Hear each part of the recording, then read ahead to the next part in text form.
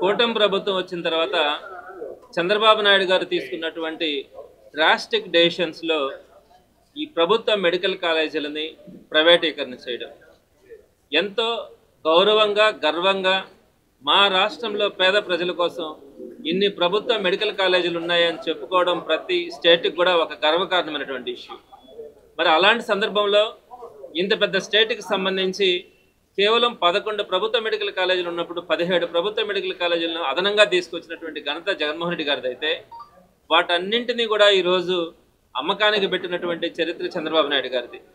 మరి దీనికి వ్యతిరేకంగా అనేకమైనటువంటి కార్యక్రమాలని జగన్మోహన్ రెడ్డి గారి ఆధ్వర్యంలో జగన్మోహన్ రెడ్డి గారి ఇచ్చినటువంటి డైరెక్షన్స్ మేరకు ఆదేశాల మేరకు అనేక కార్యక్రమాలు అనేక పోరాటాలు కూడా చేసినాం.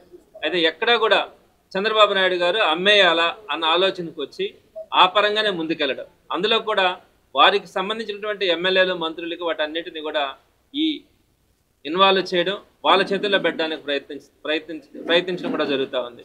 మరి దీనికి సంబంధించి కోటి ఉద్యమాల సేకరణ ఒకటి విస్తృతంగా జరుగుతూ ఉంది.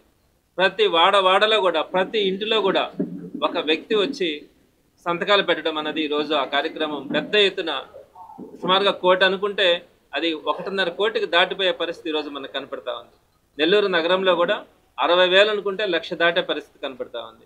మరి దీనికి సంబంధించి ఈ నెల 28వ తారీఖున అంటే మంగళవారం రోజున ర్యాలీగా వెళ్ళి కలెక్టరేట్లో కానీ ఆర్డీఓ ఆఫీసుల్లో కానీ తహసీల్దార్ ఆఫీసుల్లో కానీ అన్నింటిలో కూడా విజ్ఞాపన పత్రాలు అందించాలా అన్న ఆలోచనతో జగన్మోహన్ రెడ్డి గారు ఇచ్చినటువంటి సూచన మేరకు రేపు 28వ తారీఖున నెల్లూరు నగర నియోజకవర్గంలో విఆర్సీ సెంటర్లో ఉన్నటువంటి అంబేద్కర్ స్టాచ్యూ దగ్గర నుంచి కలెక్టరేట్ వరకు ర్యాలీగా వెళ్ళి అక్కడ ఏదైతే వీళ్ళు తీసుకుంటున్నటువంటి డెసిషన్ ప్రభుత్వ మెడికల్ కాలేజీలను ప్రైవేటీకరణ చేయాలా అన్న అంశానికి దాన్ని ఇంకొకసారి ఆలోచించాలా, దాన్ని డ్రాప్ చేసుకోవాలా అన్న ఆలోచనతో ఆయనకి విజ్ఞాపన పత్రం ప్రభుత్వానికి పంపించడానికి కలెక్టర్ ద్వారా పంపించడానికి విజ్ఞాపన పత్రం కూడా ఆ రోజు ఇవ్వడం కూడా జరుగుతుంది.